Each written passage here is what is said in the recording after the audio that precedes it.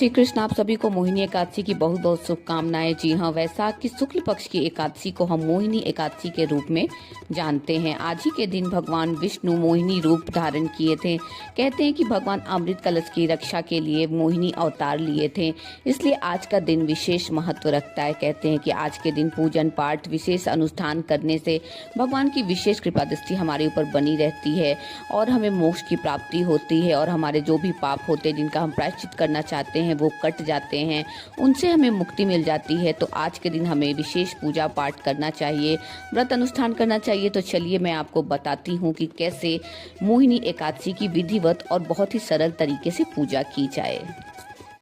तो इस प्रकार से हम एक पाटा ले लेंगे जिसपे कि हम एक कपड़ा बिछा लेंगे। कपड़े पीले रंग का हो, लाल रंग का, कोई भी रंग का कपड़ा आप बिछा लेंगे, लेकिन आप dark blue colour, black colour का कपड़ा नहीं बिछाइएगा। उसके बाद हम इस तरीके से कपड़ा बिछा लेंगे। उसके बाद हम यहाँ पर इस तरीके से फूलों का आसन दे देंगे। आप चाहें तो यहाँ पे अनाज का भी आसन दे सकते हैं। मैं अपने फूलों का आसन यहाँ पर दे दिया है और यहाँ पर ये जो आसन हमने दिया है, ये आसन हम दीप प्रज्वलित करने के लिए यहाँ पर एक आसन दीपक के लिए भी देंगे, क्योंकि कहते हैं कि दीपक जो होता है वो हमारे पूरे पूजा का साक्षी होता है। तो इस प्रकार से हम आसन दे देंगे। उसके बाद दोस्तों हमें क्या करना है, इसे पाटा को रखने से पहले आप इसे गंगा जल से पवित्र भी कर लीजिएगा। उसके बाद दोस्तों हमें क्या करना है, इस प्रकार से भगवान का एक छवि जो है यहाँ पर विराजित कर देना है। छवि को विराजित कर देंगे। अगर आपके पास श्री विग्रह है तो आप श्री विग्रह को भी विराजित कर सकते हैं। यहाँ मैं आपको बता दूं कि ये पूजा आप अपने मंदिर के अंदर भी कर सकते हैं, पर मैं आपको यहाँ पे स्पेशली यहाँ पर इस तरीके से करके बता रही हूँ ताकि आपको समझने में आसानी होगी।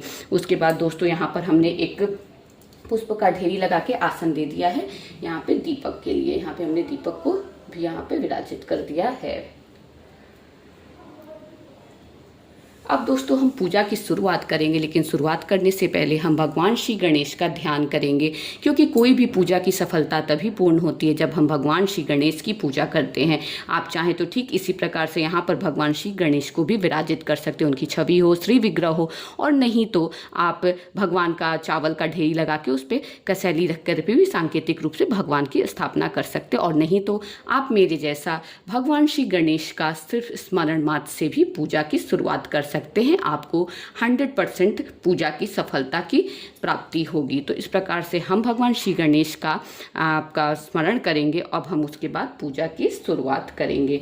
तो सबसे पहले पूजा की शुरुआत करने से पहले दोस्तों क्या होता है कि हमें इस प्रकार से संकल्प लेना रहता है। हम संकल्प लेंगे कि भगवान श्री विष्णु, मैं आपकी मोहिनी एकादशी की पूजा कर रही हूँ, इसका व्रत कर रही हूँ, और मेरे इस पूजा को आप पूर्णता प्रदान करिए, सफलता प्रदान करिए और मेरी मनोकामना को पूर्ण करिए। तो इस प्रकार से हम जो है संकल्प लेंगे और संकल्प लेने के बाद हम यहाँ पर पुष्प को जो है वहाँ पर समर्पित कर देंगे। इसके बाद दोस्तों हमें क्या करना है कि हमें इस प्रकार से जल लेकर के एक छींटा मारना है। छींटा मारने का अर्थ होता है दोस्तों कि हमने भगवान को सांकेतिक स्नान करवा दिया है।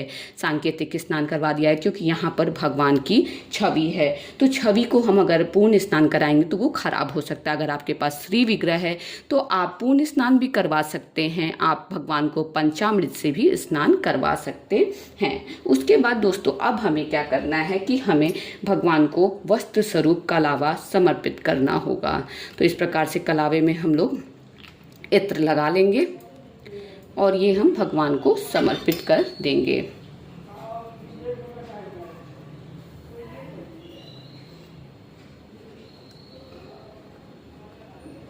इस प्रकार से हम भगवान को वस्त्र स्वरूप कलावा समर्पित कर देंगे। यहाँ पर हम भगवान को जनेऊ भी समर्पित करेंगे। मैं आपको बता दूं कि आप इस जनेऊ को हो सके तो पीले रंग से कलर कर लीजिएगा।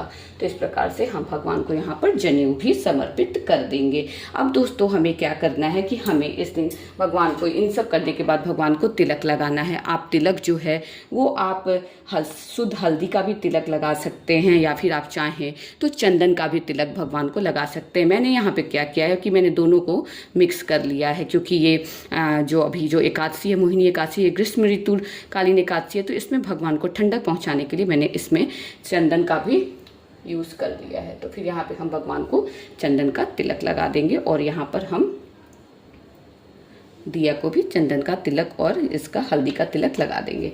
उसके बाद दोस्तों हमें क्या करना है, यहाँ पर जल से भरा एक लोटा रख देना है जिसमें कि हमें तुलसी पत्ता डाल देना है। अब हमें क्या करना है कि अब हमें भगवान को पुष्प अर्पित करना है। भगवान को इस प्रकार से हम पुष्प समर्पयामि करके पुष्प अर्पित कर देंगे। यहाँ पर आपको पीले रंग के पुष्प की प्रधानता भगवान को दिखानी है, तो इस प्रकार से भगवान को पुष्प अर्पित कर देंगे। साथ ही साथ आपको भगवान को तुलसी पत्र अर्पित करना है। यहाँ पे तुलसी पत्र जो है इस प्रकार से ले लीजिए और ये मंजरी वाली जो तुलसी पत्र होती है ये भगवान को अर्पित करिए। इससे जो क्या होता है, कहते हैं कि भगवान जो रहते हैं वो अति प्रसन्न होते हैं। तो इस प्रकार से मंजरी वाला तुलसी पत्र भगवान को अर्पित कर दीजिए। उसके बाद दोस्तों आपको क्या करना है, भगवान को नैवेद्यम अर्पित कर देना है। इस प्रकार से नैवेद्यम तुलसी पत्ता डाल करके भगवान को अर्पित कर देना है। नैवेद्यम के बारे में बोलते हैं कि दोस्तों ग्रीष्मकालीन ऋतु है, तो इसमें कोशिश करिए कि ग्रीष्मकालीन जो फल है वो भगवान को आप अर्पित कर सकें। उसके बाद आपको दोस्तों भगवान को इस प्रकार से दीपक दिखा देना है। दीपक दिखाने के बाद दोस्तों आपको भगवान को इस प्रकार से धूप भी दिखा देना है। धूप के बारे में दोस्तों मैं आपसे कहूँगी कि धूप जो है वो आप यूज़ किया कीजिए, आप अगरबत्ती नहीं यूज़ किया कीजिए, क्योंकि अगरबत्ती को वंश वृद्धि में बाधक माना जाता है। इसलिए हमें चाहिए कि हमें हमेशा धूप ही भगवान के सामने दिखाना चाहिए। अब दोस्तों ये सब तो पूजा हो गया, लेकिन यहाँ पर हम भगवान की मोहिनी एकादशी की पूजा करें, भगवान का मोहिनी रूप में पूजा कर रहे हैं, इसीलिए हम भगवान को इस प्रकार से कुछ श्रृंगार का सामान भी भेंट स्वरूप यहाँ पर दे देंगे। अब दोस्तों यहाँ पर आप चूंकि इस बार जो मोहिनी एकादशी पड़ रही है ये बृहस्पतिवार को पड़ रही है, बहुत ही बड़ा बात होता है दोस्तों। तो हो सके तो इस दिन आप इस प्रकार से विष्णु सहस्त्र नाम का पाठ जरूर करिए, क्योंकि बृहस्पतिवार के दिन एकादशी पड़ रही है तो इसका बहुत महत्व है। तो विष्णु सहस्त्र नाम का पाठ आप जरूर पढ़िए दोस्तों।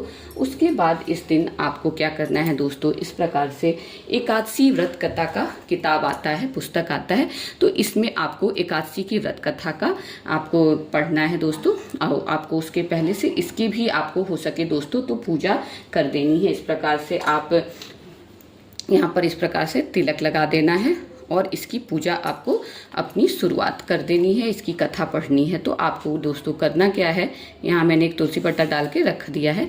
यहाँ पे देखिए दोस्तों मोहिनी एकादशी व्रत महात्म्य जो है ये आपको पढ़ना है और पढ़ने के बाद इसको आपको यहाँ पर रख करके पढ़ लेंगे। उसके बाद आपको इस प्रकार से आरती भगवान की कर देनी है।